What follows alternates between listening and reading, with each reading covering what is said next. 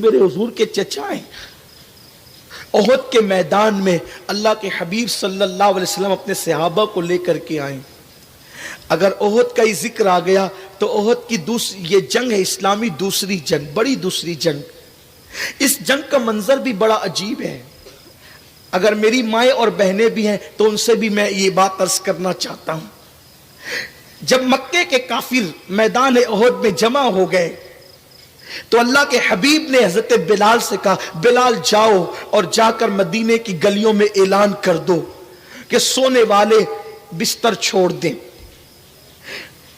अल्लाह की इबादत करने वाले नफल इबादत इस वक्त तर्क कर दें, कारोबार वाले कारोबार बंद कर दें और अल्लाह के दीन की खातिर रसूल पाक के कदमों में अपनी जान कुर्बान करने के लिए पहुंच जाएं।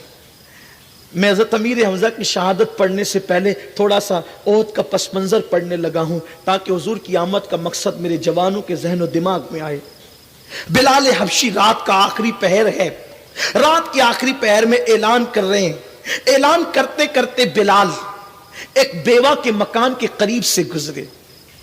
बहुत इश्क रसूल का दावा है आपको और मुझे। आशिक़ रसूल यूं होते हैं, आशिकान रसूल की पहचान यूं होती है। कैसे वो शाक थे। हजरत बिलाल रात के आखिरी पहर में एक बेवा के मकान के करीब से गुजरे। सोने वालों उठो, हुजूर याद कर रहे हैं। रोने वालों बिस्तर पर आंसुओं की सौगात पेश करने वालों चलो, हुजूर याद कर रहे हैं। मेरे आका अलैहिस्सलाम का मुनादी ऐलान करते हुए गुजर रहा है। ऐसे में बेवा खातून के कानों में आवाज आई, उठकर बैठ गई, रोने लगी। मेरा तो शौहर शहीद हो चुका है, मेरे घर में एक नन्हा सा बच्चा है जिसकी उम्र सिर्फ 4 या 5 साल की है। मेरे घर में कुछ नहीं जो मैं हुजूर को पेश कर सकूं। रोने लगी। रोते रोते उसकी आवाज बुलंद हो गई। आज औरतों को अगर शादी पर नए कपड़े ना मिले तो वो रोती है, औरतों को जेवरात ना मिले तो वो रोती है, औरतों के मुतालबात शौहर पूरा ना करे तो वो रोती है। हाय, दौरे रिसालत के अंदर एक बेवा क्यों रो रही थी? सिर्फ इसलिए कि मुस्तफा जान रहमत ने मुजाहिद मांगा है, मैं पेश नहीं कर पा रही हूं, इसलिए वो आंसू बहा रही थी। फिक्र क्या थी उन लोगों की? रोते रोते आवाज बुलंद हो गई। जब आवाज बुलंद हुई, पास ही में 4-5 साल का बच्चा सो रहा था, उठ गया। मां को रोता देख कर कहा, अम्मी क्यों रो रही हो? तुम्हारे रोने की वजह क्या है? मां ने कहा, बेटा सो जा, तू मेरे दर्द को नहीं समझ सकता, तेरे बचपने की अकल मेरे दर्द को नहीं पहुंच सकती। लेकिन वो मामूली बच्चा नहीं था। मां ने बड़ी अजीम तरबियत की थी। मां की तरबियत बड़ा अजीम दर्जा रखती है।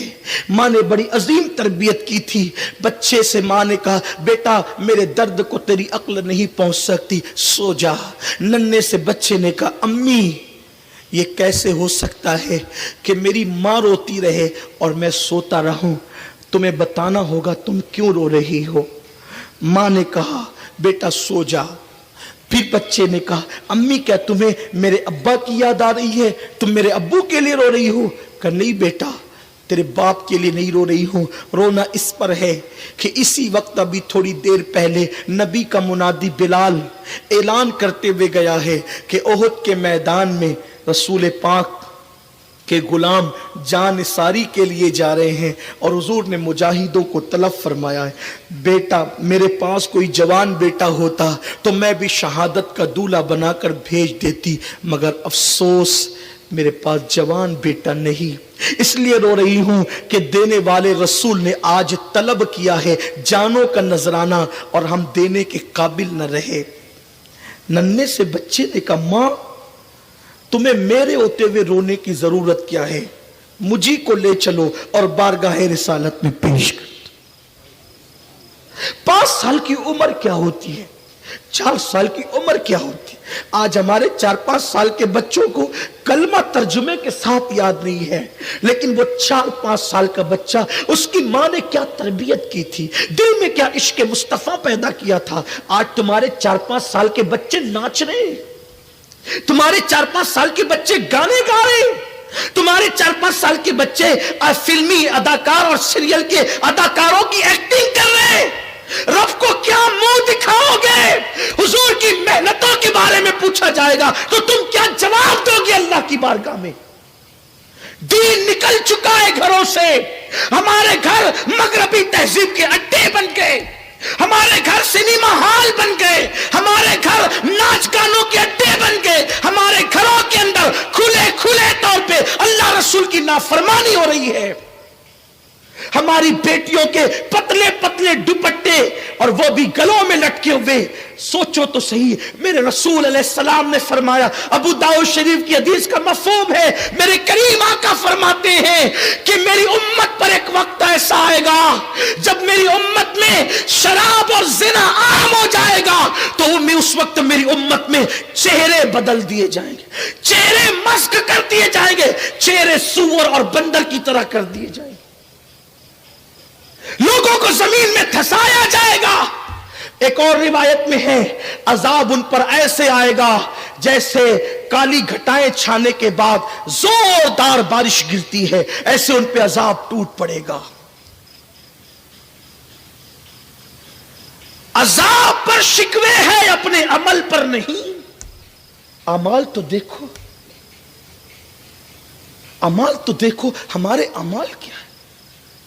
बाज लोग ऐसे हैं जिन्होंने दाढ़ियों की तराश और खराश पे बहुत तवज्जो दी, टोपियों की खूबसूरती पर, अंदर क्या है। एक तबका वो है जो न दीनदार है, कुछ नहीं है वो, एक वो है जो ऊपर से दीनदार है, अंदर कुछ नहीं है, इल्ला माशाअल्लाह। नन्हे से 4-5 साल के बच्चे ने कहा, मां मेरे होते हुए तुझे रोने की जरूरत क्या है, चलो मुझे ले जाओ हुजूर की बारगाह में पेश कर दो। मां को कुछ इत्मीनान हुआ, हाय मेरा बच्चे ने मेरी तसल्ली दी, मुझे तसल्ली दी, और फिर इंतजार करने लगी। बच्चे की उंगली पकड़ी और पकड़ करके सीधा मस्जिद नबवी की तरफ। इतना आसान नहीं है ना 5 साल के बच्चे को ज़बा करने के लिए कहीं पहुंचाना। उस मां के दिल से पूछो, आज औरतों में दीनदारी का ये हाल है, अगर शौहर दाढ़ी रख ले तो बीवी कहती है कि मैं अपनी सहेलियों में क्या जवाब दूंगी कि तेरा शौहर दाढ़ी वाला है। ये मुस्कुराने की बात नहीं, ये दीनदारी का मेयार हो गया आपके पास। मुसलमान बेटी ये कह रही है, मैं अपनी सहेलियों को क्या जवाब दूंगी कि तेरा शौहर दाढ़ी वाला है। हद है, अफसोस है, दाढ़ी का मजाक उड़ाने वाली बेटी, तू अपने शौहर के चेहरे पे दाढ़ी का नहीं, मुस्तफा जाने रहमत की सुन्नत का तो मजाक उड़ा रही है। तुम्हें आका की सुन्नतों से नफरत हो गई है। अमली तौर पर तुम क्या कर रहे हो, क्या कह रहे हो। जबान से तो नहीं कहते कि नफरत हो गई है, लेकिन अमली तौर पे क्या है। मैं दाढ़ी रखूंगा तो लोग मुझे मुल्ला कहेंगे, बैकवर्ड कहेंगे। ला इलाहा इल्लल्लाह, अलयाज़ु बिल्लाह। हुजूर की सुन्नत पर अमल करने से कोई बैकवर्ड नहीं होता। बैकवर्ड वो लोग हैं जो हुजूर की सुन्नतों से दूर हैं, जो हुजूर की सुन्नतों के आमिल हैं। फरिश्ते भी उनका एहतराम करते हैं, लेकिन सोच बदल गई, दीन से इतने दूर हो गए, अपनी जबान से दरपर्दा। क्या बक रहे हो, क्या कह रहे हो, किरदार क्या कह रहा है। नन्ही से बच्चे की उंगली पकड़कर मां अपने नबी की मस्जिद तक ले गई और चौखट पे खड़ी हो गई। हुजूर मुजाहिदीन को तरतीब दे रहे थे। अल्लाह के हबीब अलैहिस्सलाम की निगाहें पर्दा नशीन पर पड़ी। मेरे सरकार ने कहा, बिलाल पूछो वो औरत क्यों आई है। ये औरतों के आने का टाइम तो नहीं है, या औरतों का काम तो नहीं है, वो औरत क्यों आई है। बिलाल गए और जा करके कहते, माई क्यों आई हो, जाओ घर जाओ, या औरतों का इस वक्त कोई काम नहीं। तो फौरन बिलाल से कहने लगी, बिलाल इतनी जल्दी भूल गए, अभी तो तुम ऐलान कर रहे थे कि हुजूर ने बुलाया है, मुझे काम हुजूर से है। आका तशरीफ लाए। उस खातून ने कहा, या रसूल अल्लाह मेरा शौहर जंग में शहीद हो चुका है, मेरे पास कोई जवान बेटा भी नहीं है। आपके मुनादी ने ऐलान किया, या रसूल अल्लाह जवान बेटा नहीं है, 4-5 साल की नन्ही सी जान लेकर आई हूं, हुजूर इसको कबूल कर ले और मैदान में इसको लेकर के जाए। जैसे ही मेरे करीम आका ने उस औरत से ये बात सुनी, बच्चे के सर पे शफकत का हाथ ہاتھ رکھا اور سرکار نے فرمایا اے خاتون تیری نیت اچھی ہے, اللہ تجھے اجر عطا کرے گا. بچہ یہ کیا جنگ کر سکے گا, یہ تلوار کیا اٹھا سکے گا, یہ ہتھیار کیا اٹھا سکے گا, لے جا اللہ اس کو لمبی عمر دے, پھر اسلام کے لیے جنگ ہوتی رہے گی, جہاد ہوتا رہے گا, یہ بڑا ہوگا, اس کو پال, اس کی پرورش کر, اس کی تربیت کر, یہ اللہ کی راہ میں جان دے گا, لے جا جا اللہ تجھے جزا دے. جیسی وہ خاتون پلٹنے لگی, بچے نے اپنی ماں کا ہاتھ چھوڑ دیا, ماں کا ہاتھ چھوڑ دیا اور حضور کی بارگاہ میں سرکار کا ہاتھ پکڑ کے کہنے لگا یا رسول اللہ, میری ماں تو مجھے سوتے وقت یہ سناتی تھی کہ نبی کی چوکھٹ وہ چوکھٹ ہے کہ جہاں پر جانے والا کبھی محروم واپس نہیں ہوتا. میری ماں نے تو مجھے یہ سنایا, نہیں سوتے وقت سلاتے ٹائم میری ماں یہ کہتی تھی کہ نبی کی بارگاہ میں جانے والا کبھی خالی نہیں آتا. حضور میں کیسے خالی جا سکتا ہوں, آقا میں کیسے خالی جا سکتا ہوں. سرکار یہ بات تو سچ ہے, میں تلوار نہیں اٹھا سکتا, اوزار نہیں اٹھا سکتا, میں کچھ نہیں کر سکتا, لیکن یا رسول اللہ اتنا تو کر سکتا ہوں کہ اگر دشمن آپ کے قدموں کی طرف تیر چلائے گا تو میں اپنا سینہ پیش کر کے آپ کے قدموں کی حفاظت تو کر سکتا ہوں. بچوں میں یہ جذبات کس نے پیدا کیا تھا, بچوں میں یہ جذبات کس نے ڈالے تھے؟ یہ احد کا ایک پس منظر ہے. اور ہلکا سا اشارہ اس طرف بھی دے دوں, بلال جب اعلان کرتے ہوئے بڑھتے ہیں تو ایک طرف تو بیوہ کا مکان ہے, دوسری طرف پہلی رات کا دولہا اپنی بیوی کے ساتھ وصل کی لذتیں اٹھا رہا ہے. پہلی رات کا دولہا ہے, سوچو تو صحیح پہلی رات کا دولہا کسے کہتے ہیں؟ زندگی کی سب سے قیمتی رات ہے جسے شادی کی رات کہتے ہیں. برسوں کے ہجر کی تکلیفیں اس رات وصل کی لذتوں میں تبدیل ہو جاتی ہے. دل کے آنگن میں ملاقاتوں کے پھول کھلتے ہیں, سانسوں کا سانسوں سے تبادلہ ہوتا ہے. انسان کی زندگی کی بڑی قیمتی رات ہے, زندگی کا بڑا اہم موڑ ہے, جس رات انسان سارے غم بھول جاتا ہے, یاروں کی یاری بھول جاتا ہے, رشتہ داروں کی رشتہ داری بھول جاتا ہے. اس کے سامنے تو صرف اس کا محبوب ہوتا ہے, بس اور کچھ نہیں.